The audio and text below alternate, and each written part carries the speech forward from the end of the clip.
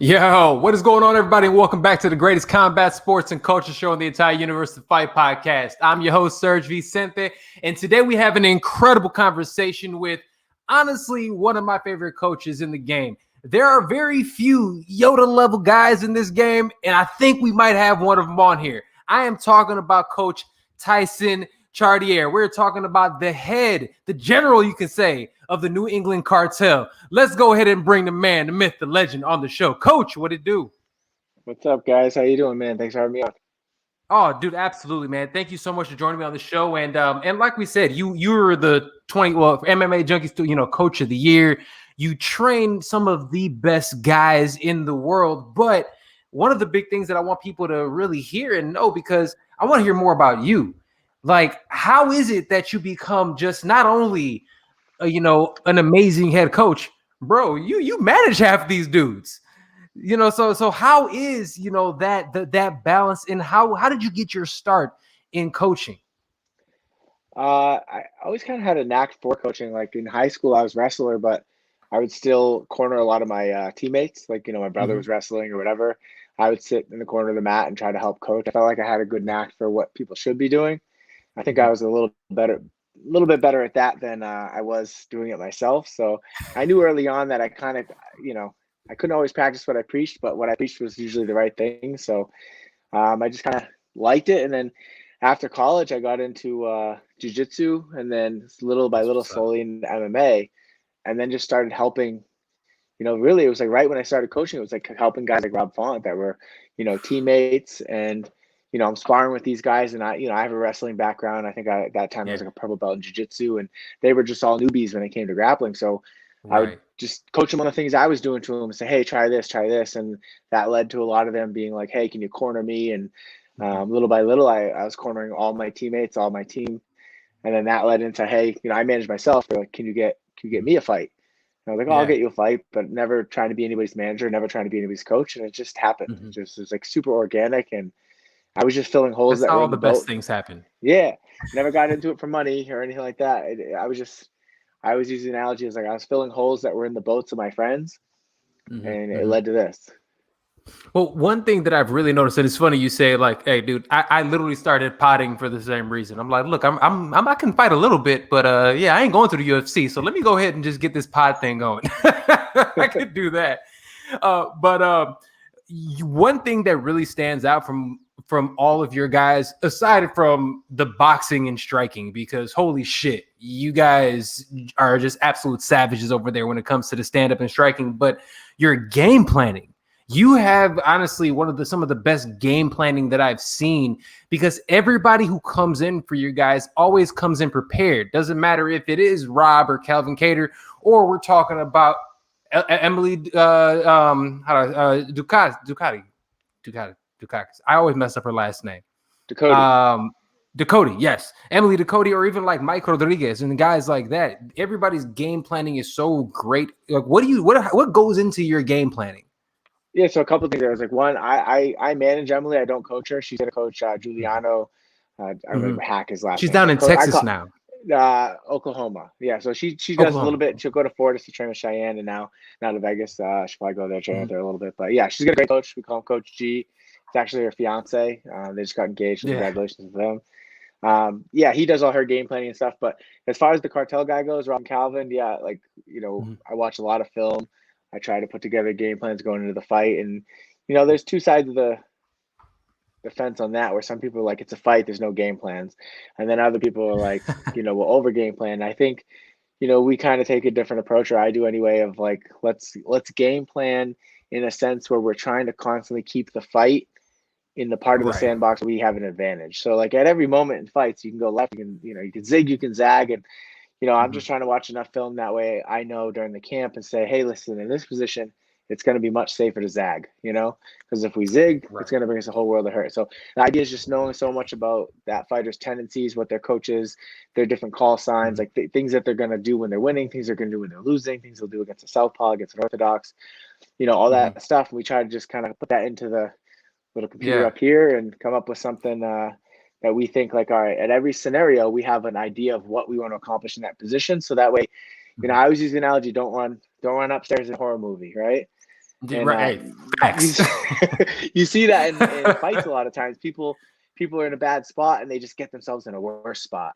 And they kind of Absolutely. panic and Yeah. they run up the stairs. So the idea is to just try to cover all the bases in camp so that we're never running up the stairs. No, it makes sense. I could absolutely see that. And you guys do a great job of that. One thing that I've noticed about your team, and everybody likes to say this about their team, but I only see it with a few of the teams. There is a specific, not only a respect, but there's like a tight knitness about your guys. Everybody really, there's like a respect and a real family feel with you guys. So could you speak to that a little bit and how that plays into just even the bravado of the cartel? I think it's two things. It's one is we don't let you in if you're not going to be cool and we're not going to respect how hard you work. You know, when people work as hard as Rob and Calvin do, and now Jake and Tom, Tom and Nick, when they work as hard as they do, like you're going to respect each other. You know, they see how much work they each put in. So there's a brotherhood and a respect there. And then when these guys are carrying you through camp, making sure you don't get hurt, getting you to these big fights against the Cody Garbrandts and the Max Holloways and all those guys, when you're fighting those guys, these guys have to make sure you don't get hurt on the way. So there's a trust that's built in that process. Right. So I think we have a good vetting process of like keeping out the ones that wouldn't fit in, and anybody that comes in, it's like they're brothers already. And then, they're only getting in if they work as hard as we do. And then I think that, when you go through that process together and you truly do have that ultimate trust, it shows on fight nights. There's no jealousy on our team. There's literally like, these guys are just as torn up when their teammate loses as if they do. And they're just as happy when their teammate wins as when they win. So I think it's a culture thing. I'm not going to say it starts from the top because it comes from every angle of the team. Those guys hold me accountable to a certain standard too. So I think it's 360 accountability. Everybody's holding everybody accountable. And, we just keep, when that everybody's going to be mad if you don't do something, you're going to do it. So facts. That's real. So I think, it's cool to hear that's showing like out through the interwebs. Oh, for sure. Whatever you want to call it. So it's bro, like yeah.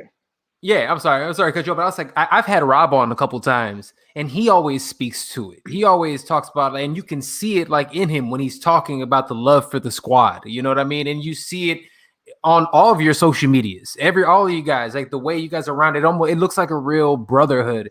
And honestly, you say, it comes from all over the place, but it absolutely, in my opinion, it definitely comes from the top. So like, being that SU, salute to you, bro, and what you're doing. What do you think even with that makes a good head coach? Because everybody wants to be a coach, but there isn't that many great ones. Well, I just think it's like, there's a lot of things I didn't have when I was fighting and that I wished I had. And that I think like, all right, I would like this, and X, Y, Z. And then as I started coaching these other guys, it was literally just, it started out with filling holes. Right. And then I was like, they need this. If they really want to make a run, I think they need this and this and this. And, but I think it comes down to a couple of things one is they have to be able to trust you. There's not a lot of coaches out there that I think are trustworthy. Those guys are trying to, they're trying to pay a bill at a gym, trying to pay rent or mortgage, and they're going to cut corners sometimes to make a little bit more money. And that's going to break trust in the fighters. Some of these coaches you see in these bigger camps that, they might have had a guy like Rob Font with them for 8-9 years. And then Rob Font's in camp, but all of a sudden, like, a superstar comes into the camp for 2 weeks and all of a sudden Rob's missing his set. I'm not going to Rob's sessions because I got to go hold mitts for Mr. Superstar, and that doesn't get lost on the fighter. They see that as, okay, so like this coach is just trying to be famous, or they just trying to make the quick buck. Like they're not in it with me. Nice. Like if there's one thing you understand about a fighter going through a camp and a whole career is like, it's dark, you're going through like, it's you're very alone. Like no one else is getting knocked out in that cage with you. Your team loses, but like you're the one getting knocked out. And you're the one that gets half the money in your bank and all that stuff. Like, so it's a dark journey, and it's really, really hard to find someone that you feel is 100% invested in your career as much as you are. And I'm not gonna say I am as much as Rob, but like, just as an example, like I really do take these losses hard, and I take these camps serious. And I think once you build that trust, that like they know that like they don't have to ask you why you made certain decisions or why you think this is the right fight or the wrong fight. Like I'm not doing it for me. I'm trying to make all the right moves for them. And us go out there and win these fights so they can better their career. They can, accomplish goals for them and their family and have a better life. And Calvin always says, we're chasing the life on the other side of a win. And I take that serious. And, I don't ever want a fight to go by and have these guys look back and say Tyson could have done more, Right. So, I think it's just trust, it's not trust. And I think one of the other things that a lot of coaches, they slip up on is they think that there should be trusted based on their legacy or their history or their reputation or their resume. You're not gonna trust. You're gonna trust me today for what I'm doing today. You're gonna trust me for tomorrow for what I'm doing tomorrow. Like I have to earn that trust every single day with every single decision and every single exchange that we have. Like you have to know that I'm still in it. Like if I could have been, okay. So I was coach of the year in 2020. Is that going to help me win fights in 2022 if I'm not putting in the work? Of course not. So I think some coaches kind of rest on their laurels a little bit and they forget that. And then they forget, really, they get kind of numb to it. Like at the end of the day, you remember the first time you went to an MMA fight and you're like, oh God, these guys are really hitting each other, But then when you're around it every week, and then you're like, oh my God, this is violent. But then when you're around it for 10, 15 years, you grow numb to it and then, oh, it's cool. It's just 8 stitches. Oh, it's just staples. Oh, you'll be fine. Just take a few months off. It's like, I don't think like that. I think every time I'm going into the cage with one of these guys or I'm walking these guys to a cage, someone's trying to take half their money and put staples in their head and put them in the hospital. So it's I don't take that lightly. So I do as much work on the back end as I would want someone doing for me, or even if my son ever chose to fight, something like that. That's how I think about it. So I think that's really what it takes.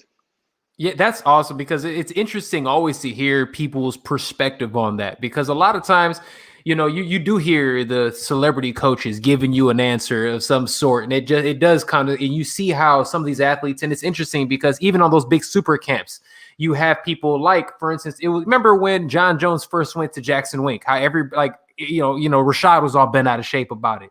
And you see a lot of those kind of things happening, a lot of stories. Not talking about, I don't know what the hell is going on over there, so I'm not trying to shit on them specifically. But it's just those are the kind of stories that people always hear about. Couple more things before we get you out of here, brother. Thank you again so much for your time. This is so I'm such a fan of the game. I love talking to coaches because I love how you guys think. And I'm just curious to see how certain things go in. And I have to ask you about this because this was just announced. Rob is fighting Jose Aldo in December, which is an amazing fight. I love that fight. But I'd be remiss if I was going to say that I thought Rob deserved a title shot, especially over somebody who just lost his last fight. How do you feel about that? No, I think there's always more to the story than you guys know. We had a chance to get the title shot. It was off to us. I don't know if we would 100% got it. It was presented to us as hey, can you guys do it? And we're talking to CORY too, and 100%. Yeah, we deserve a title shot over CORY SANDHAGEN, 100%. Just timing's everything in this sport, and unfortunately, our team was in quarantine for a couple weeks, and no one could get with each other, and it was just a bad time, just bad timing. So coming out of quarantine where we hadn't been able to train together for a couple weeks, 5 weeks, it was just it didn't feel right to the team, to safely make weight in 5 weeks after being sick and stuff like that. It's just all signs pointed. We talked to, we have a team nutritionist and then a team doctor. We talked to everybody on the team. We all put our heads together. It's just as much as you want to say yes to that call, you also got to be smart with the fighter's health. And if it was Rob's decision, he's let's go get the belt, But it's a team decision when it comes to certain things like that. And we felt it was, and I still do. The best decision was to not do that because it didn't make sense. It would have been, a hell of a, really a 3-week crash course and getting ready to fight Petr Yan. That no one deserves that. And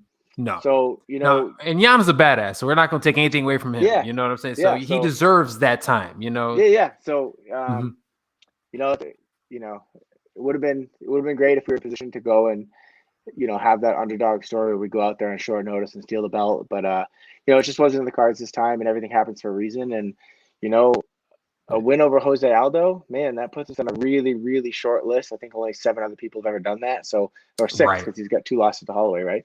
Right. Not a lot of people have done that. So, and then, that title fight will come.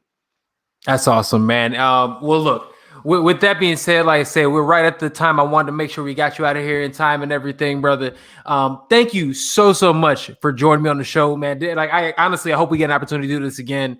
And you know, because dude, you guys are amazing. Like I said, I think your team is the shit, and everybody comes out there. You guys, your gym, and everybody who comes out of that team is tough, and that's one thing that I really get out of it. I really see. There is a level of toughness and grit that you don't get everywhere, and I love that you guys have that. It must be that Boston strong. I don't know, you know what I'm saying, but it's really dope to see. Really fast before we get you out of here, who is up next from the Cartel that we should be paying attention to?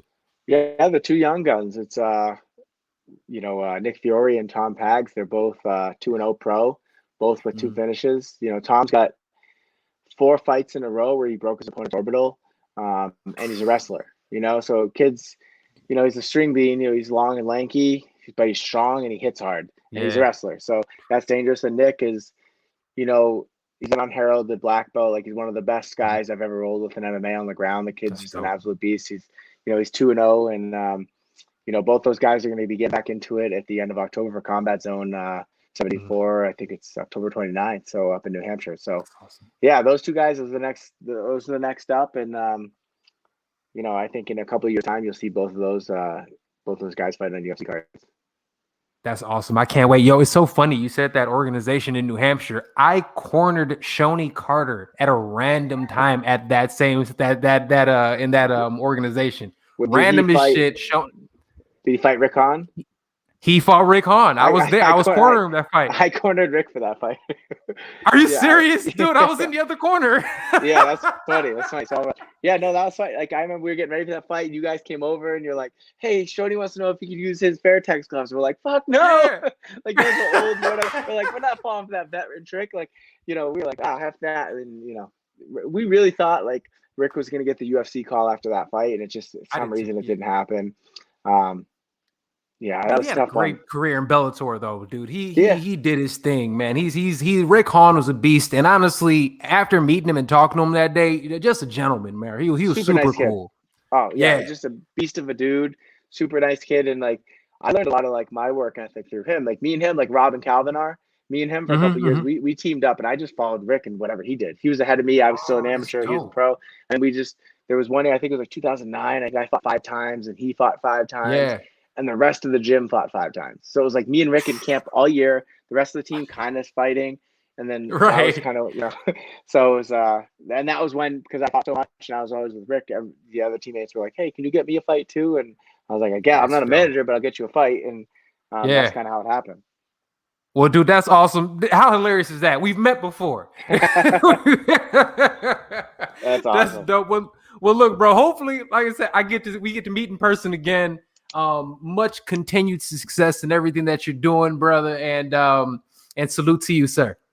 Thanks, buddy. I appreciate it. Absolutely, man. You have a good one. To everybody, Tyson Chartier. Thank you, sir. Thanks, buddy. Peace. All right, everybody.